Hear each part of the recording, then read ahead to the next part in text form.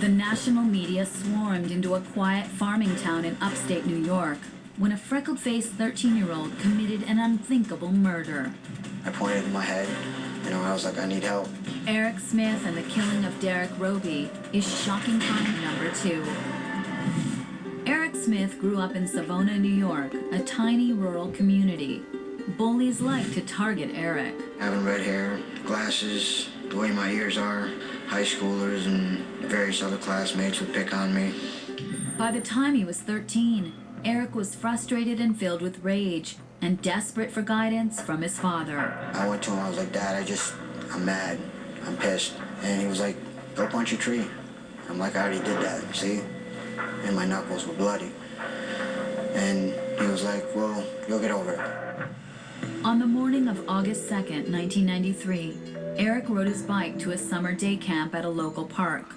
Meanwhile, 4-year-old Derek Roby was leaving his house to go to the day camp. He said goodbye to his mom basically at this back door, and then he came by himself out to the sidewalk and walked down the sidewalk to head towards the recreation field. It was the first time Derek Roby had ever walked to the park alone. I didn't think 400 yards down one sidewalk without crossing any street would really hurt him. Eric pulled up his bicycle alongside Derek and tried to coax Derek into taking a shortcut that he knew about to the rec field. I picked him because he was defenseless. I didn't know his name. The shortcut was a narrow path through a vacant field. Deep in the weeds and heavy brush, Eric laid his bicycle aside and stepped closer to Derek. Eric grabbed Derek around the neck, choking the little boy. Derek started flailing and shaking his legs and arms. During the time that I was killing Derek, I was thinking of the individual that tormented me. I saw him in my mind. I saw the individuals that laughed at me. I was getting back at those individuals. The young killer wanted to be certain his victim was dead. Eric picked up a rock and slammed it onto the body of Derek. Then he found another rock, probably a 30-pound rock, and threw that rock onto Derek's body and head.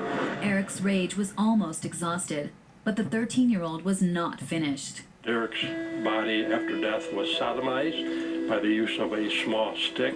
I didn't get any sexual gratification from it. It was pretty much a means to an end.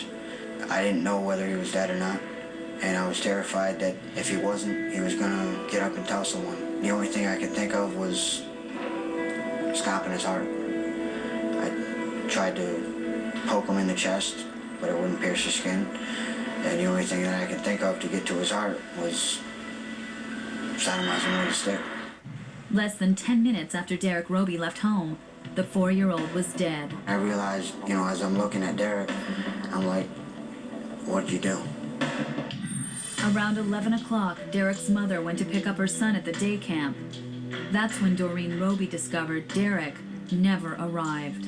It became quite a massive search. About 4 hours into the investigation, Derek's body was located. The brutal crime stunned the residents of Savona. We felt that there was an adult pervert, a pedophile that would have committed this particular crime. Eric's mother thought her son might be able to help the investigation. My mom had said that being that I was over on that side of town, she felt that I might have saw something. Eric Smith was brought to the command post. It was quickly decided and observed that Eric most likely knew something. I switched up my story, and they saw that.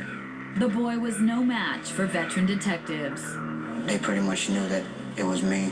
They looked at me and was like, why'd you do it? Why are you lying about it? In my head, I'm thinking, just tell them it was you. Get it over with. On August 8th, 6 days after he killed Derek Roby, Eric confessed to his mother. I pretty much said, Mom, I killed Derek.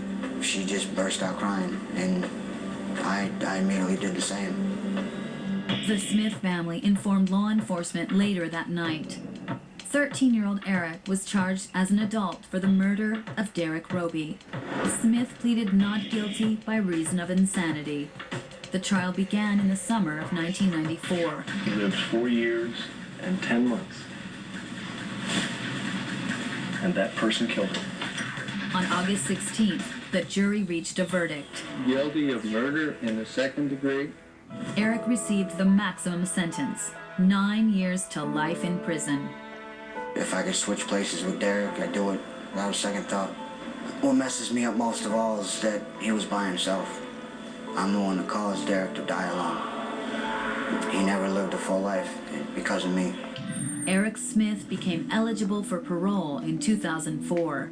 Eric has been denied release at every parole hearing, but he continues to seek his freedom. When I killed Derek, I didn't have morals because I didn't know what they were.